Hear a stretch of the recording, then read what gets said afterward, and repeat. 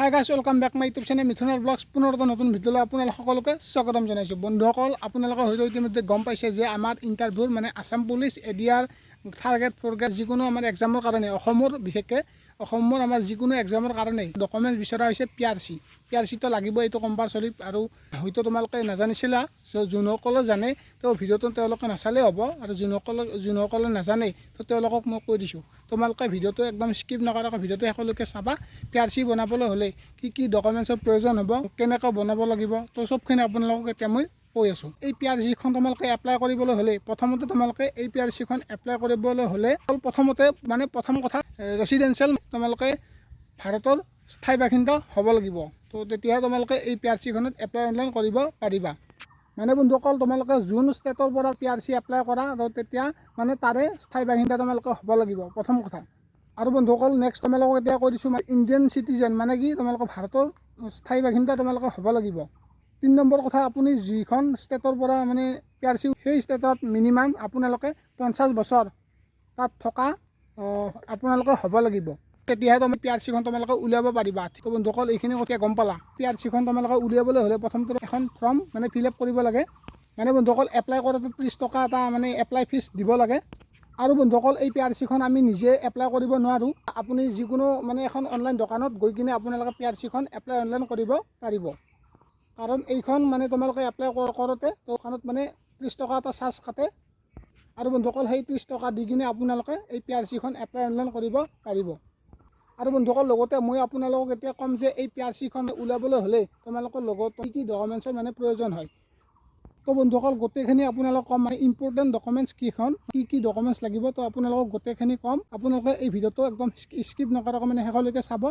আৰু আপোনালোকে যদি কিবা ভুল হয় তলত কমেণ্ট কৰিব। আৰু বন্ধুসকল, লগতে মই তোমালোকক ডকুমেণ্টছ কি লাগিব এইখিনি কথা কোৱাৰ আগতে তোমালোকক মই দুটামান কথা কৈ দিছোঁ। মানে প্ৰথমতে কৈ দিছোঁ যে তোমালোকে এই ডকুমেণ্টছ কেইখন যেতিয়া তোমালোকে এপ্লাই অনলাইন কৰিবা তো তাতে প্ৰয়োজন হ'ব।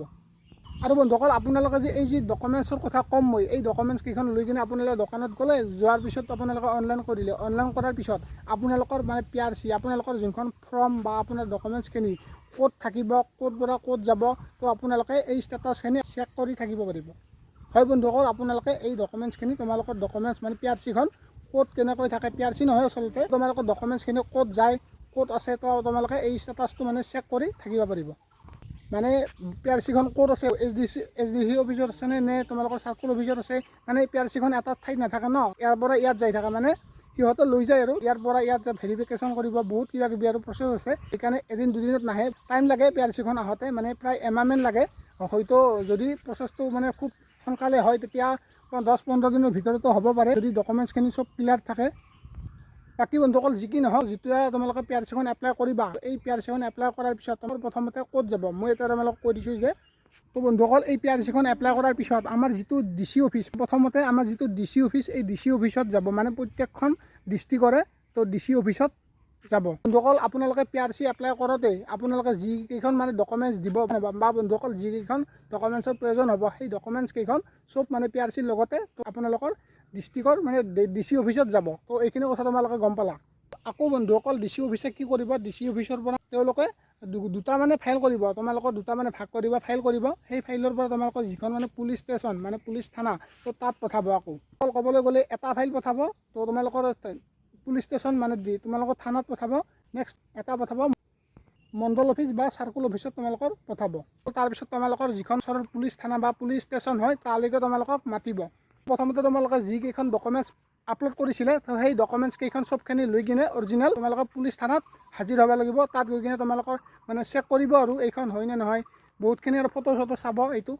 আৰু বন্ধুসকল, মই আপোনালোকক লগতে ক'লোৱে যে এই যি দুটা ফাইল, এটা ফাইল মণ্ডল অফিচ বা আমাৰ চাৰ্কুল অফিচত যাব, সেই চাৰ্কুল অফিচৰ পৰা মানে যাব ন, সেই যোৱাৰ পিছত তাৰপিছত তাতে মানে চেক কৰিব সিহঁতে। সেই চেক কৰাৰ পিছত তোমালোকে নিজে প্ৰচেছখিনি গম পাবা। আৰু যদি তোমালোকক থানাত মাতে বা ভেৰিফিকেশ্যনত তাতে তোমাৰ ভেৰিফিকেশ্যন কৰিব ন, তাত গ'লে তোমালোকে যিখিনি তোমালোকে আপলোড কৰিছিলা প্ৰথমতে পি-আৰ-চি বনাওঁতে, যিখিনি তোমালোকে ডকুমেণ্টছ আপলোড কৰিছিলা, সেই ডকুমেণ্টছখিনি লৈ যাব লাগিব থানাত, তোমালোকৰ পুলিচ ষ্টেচনত। তোমালোকে এইখিনি কথা গম পালা যে প্ৰথম তোমালোকৰ দুটা ফাইল মানে দুটা ভাগ কৰিব, তো ডি-চি অফিচত, ডি-চি অফিচৰ পৰা তোমালোকৰ যাব থানাত, এটা ফাইল যাব তোমালোকৰ থানাত। নেক্সট তোমালোকৰ এটা ফাইল যাব মণ্ডল বা চাৰ্কুল অফিচত। এইখিনি কথা তোমালোকে গম পালা। সেই চাৰ্কুল অফিচত যোৱাৰ পিছত তোমালোকৰ মানে ইফালে মানে বহুত তিনিটা চাৰিটামান ঠাইত মানে ঘূৰিব, ঠাইত মানে তাতেই আৰু ওচৰতে।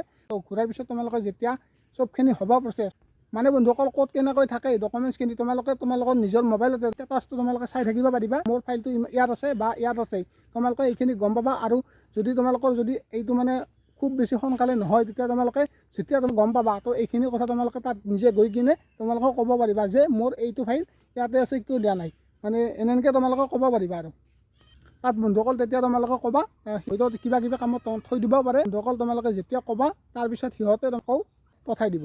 আৰু বন্ধুসকল যেতিয়া তোমালোকৰ চবখিনি হোৱাৰ পিছত DC অফিচত যেতিয়া তোমালোকৰ মানে এপ্ৰুভ কৰিব, চবখিনি হৈ যাব, তেতিয়া তোমালোকে যিকোনো অনলাইন দোকানত এই PRC-খন ওলাই ল'ব পাৰিবা। তো এতিয়া তোমালোকক কৈ দিছোঁ এই PRC-খন বনাবলৈ হ'লে কি ডকুমেণ্টছৰ প্ৰয়োজন হ'ব। এইখন স্ক্ৰীণত আহিছে, এইখন ফৰ্ম প্ৰথমতে দিব লাগিব। তাৰপিছত এটা বা দুটা পাছপৰ্ট চাইজ ফটো দিব লাগিব। তাৰপিছত বন্ধুসকল নেক্সট আমাৰ যি মাটিৰ খাজানা, মানে আমাৰ ৰেচিডেঞ্চিয়েল যি মাটিৰ খাজানা যি আমাৰ, তো এই মাটিৰ মানে খাজানা ৰচিদ লাগিব। ৰিচেণ্ট দিয়া মানে এনেকুৱা নহয় যে বহুত কেইমাহমান আগতে দিছিলোঁ, 5-6 মাহ আগত দিছিলোঁ, এনেকুৱা নহয়। তো ৰিচেণ্ট মানে এখন অতি মানে কম দিনত দিয়া। আৰু নেক্সট তোমালোকৰ ভাৰতীয় প্ৰমাণপত্ৰ, মানে কি NRCৰ প্ৰমাণপত্ৰ, যিখন তোমালোকৰ মানে বন্ধুসকল যিখন তোমালোকৰ লিগেচি প্ৰমাণপত্ৰ তোমালোকৰ এইখন এপ্লাই কৰা। তাৰপিছত তোমালোকৰ ভোটাৰ তালিকাৰ মানে প্ৰয়োজন হ'ব। আৰু বন্ধুসকল লগতে চাৰ্টিফাইড কপিও লাগিব। আৰু বন্ধুসকল লগতে ইয়াতে কৈছে যে লগতে যদি তোমালোকৰ PRC মানে আবেদনকাৰী বা তোমালোকৰ ঘৰত যদি PRC থকা আছে, তেতিয়া তোমালোকে PRC-খন উলিয়াবলৈ অলপ সুবিধা হ'ব। তাৰপিছত কৈছে জন্ম চাৰ্টিফিকেট যদি আছে তোমালোকে কৰিব লাগিব। তাৰপিছত তোমালোকৰ ইয়াতে কৈছে যি মেট্ৰিকৰ HSLC এডমিট কাৰ্ড বা চাৰ্টিফিকেটখন তোমালোকে ইয়াতে দিয়াৰ কথা উল্লেখ কৰিছে, মানে ইয়াতে ছাবমিট কৰিব। তোমালোকে এই দুখনৰ দিব পাৰা। তাৰপিছত কৈছে যে ঘৰৰ প্ৰুফ থকা এখন যিকোনো তোমালোকৰ Aadhaar card, PAN card, voter card, ঋণৰ বিল যিকোনো আৰু তোমালোকৰ হ'লে হৈ যাব। এইখন লাগিব তোমালোকৰ এড্ৰেছ প্ৰুফৰ কাৰণে। আৰু বন্ধুসকল লগতে লাগিব গাঁওবুঢ়াৰ প্ৰমাণপত্ৰ।